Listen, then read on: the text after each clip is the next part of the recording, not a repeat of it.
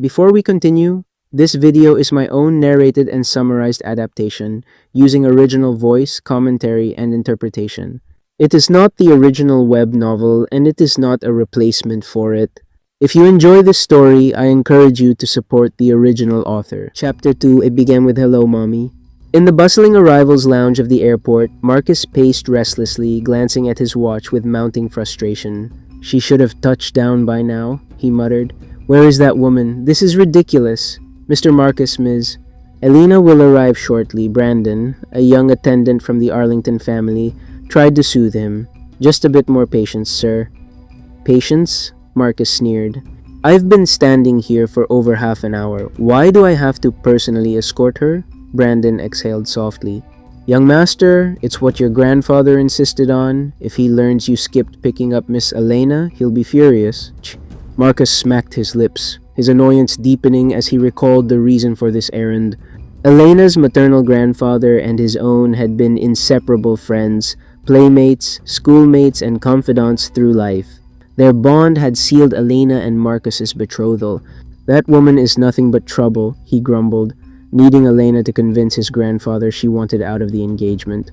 Elena adores me, but I must get her to call it off. She wouldn't be so desperate as to hold on, would she? For Marcus, it was tricky. Elena might sabotage his plans with Sophia. She was selfish, after all. He could defy his grandfather, but that risked disinheritance. So, he needed her to end it voluntarily. That infuriating girl. He seethed, dreading the task of swaying the Harper family's outcast. I swear, As he spun around, Marcus bumped shoulders with someone, sending the woman staggering. His temper flared until he looked up and froze. Watch where you're... He nearly choked on his words, breath caught, eyes widening, pulse racing. A few steps away stood a striking woman. Her vivid red lips stood out against her fair skin, her wavy raven hair framing oversized sunglasses. In a sleek black dress, she seemed ready for an event, not a flight. Marcus?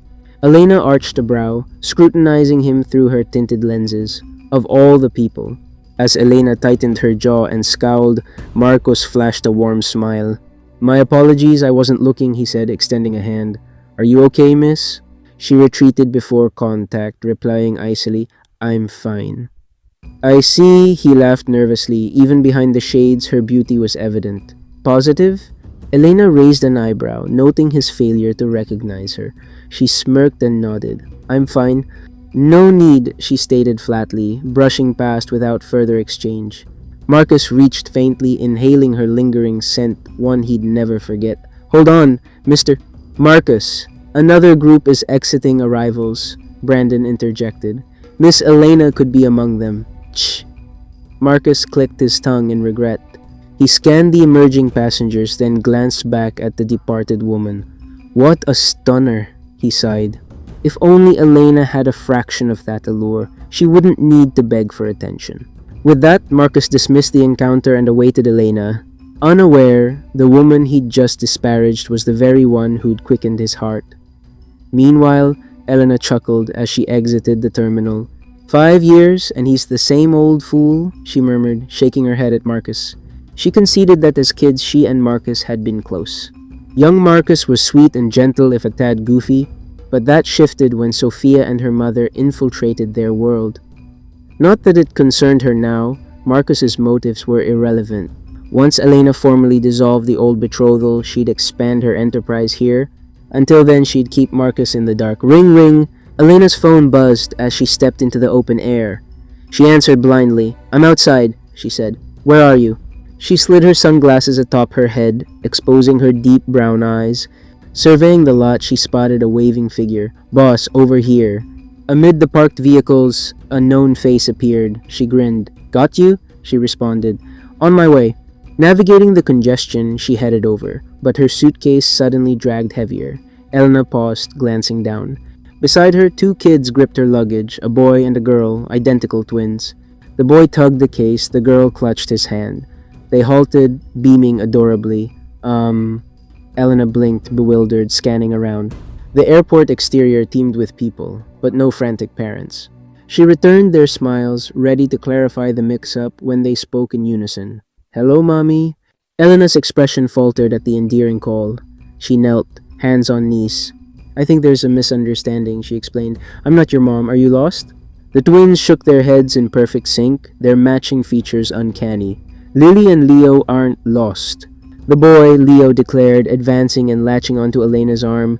We're with Mommy, ha ha ha.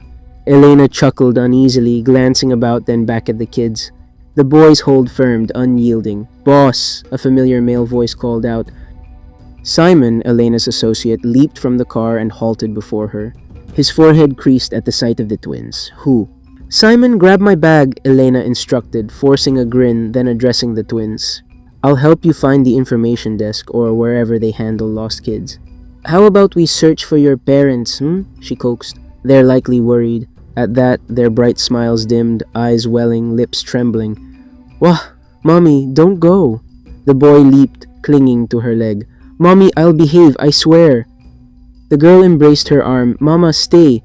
Don't abandon Leo and Lily. We'll be perfect, they wailed. Please don't leave us. What?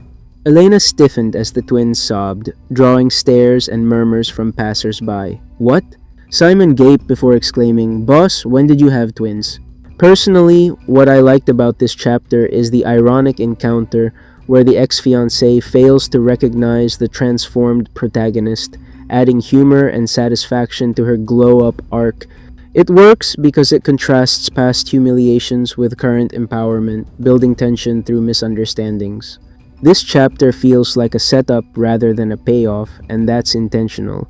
It introduces the mysterious twins and hints at deeper family secrets while escalating the revenge plot.